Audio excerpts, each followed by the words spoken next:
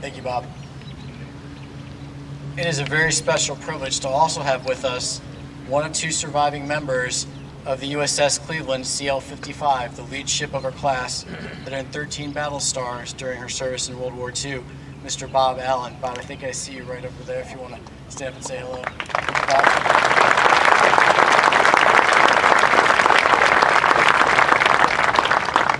To recognize that ship and his shipmates, please welcome the ship sponsor for the future USS Cleveland LCS-31, Mrs. Robin Modley.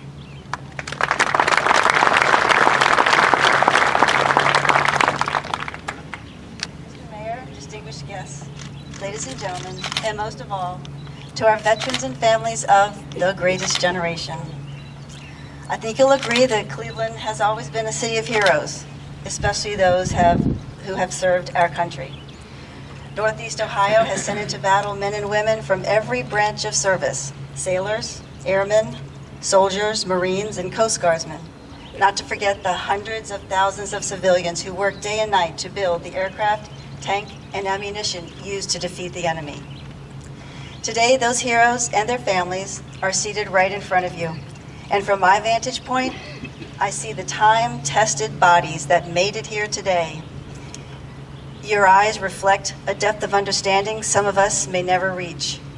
Your minds rich in wisdom about truth and priorities, as well as knowledge of people, places, and connections that make this great world small. Your hearts still pump massive amounts of courage. You're here today. This courage is the likes of which most of us have not known. And your souls are filled with humble pride and great love for this great country. How blessed we all are to be so near to you. You are the leaders who turn this tide. You are the patriots who inspire us still. I've been given the honor to be the ship sponsor of the new USS Cleveland, which will be the fourth to bear this title. Built to last from her keel to her mast, this LCS-31 will nimbly pass through waterways and right into the service of our beloved nation. Together, we will bring her to life because the spirit we will breathe into that new ship comes from each of the heroes here today and those who served in each of the prior 3 ships named Cleveland. One such sailor here today, as was mentioned, is Mr. Bob Allen, Radio Man Bob Allen. He, along with Mr. John Jackson, are the 2 surviving members of the second USS Cleveland, CL-55, the lead ship of its class that launched just a few weeks before Pearl Harbor. Indeed, the story of the second USS Cleveland is the story of the largest global war in history, with freedom or tyranny in the balance. It's the story of fierce determination despite overwhelming odds. In 1 year in the Atlantic, then 4 more in the Pacific, the ship they loved to call Little Joe, won no less than 13 battle stars. She embarked the General of the Army, Douglas MacArthur, and she evacuated prisoners of war from the blood-stained sands of Okinawa, amongst other things. That crew, just like this city, loved that ship and all who sailed in her. One crew member even penned a poem about her, and the first stanza goes like this.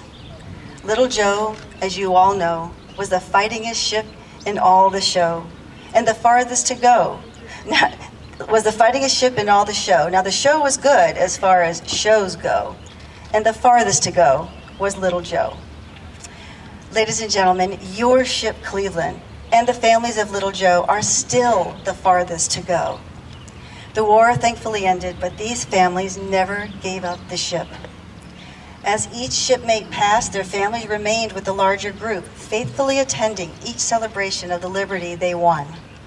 From Avon Lake to Euclid, from Brooklyn to Shaker Heights, from Ashbury Towers to Lakewood, from Madison Avenue to Buckeye Road, the neighborhoods and families of Greater Cleveland represent a continuum of service that will never be broken.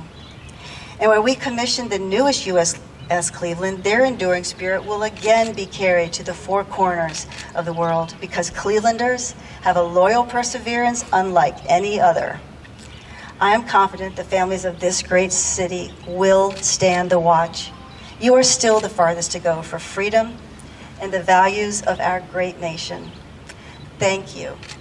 May God bless you, the crews and families of Little Joe, and may God continue to bless all those who still defend our children and our American way of life. Thank you.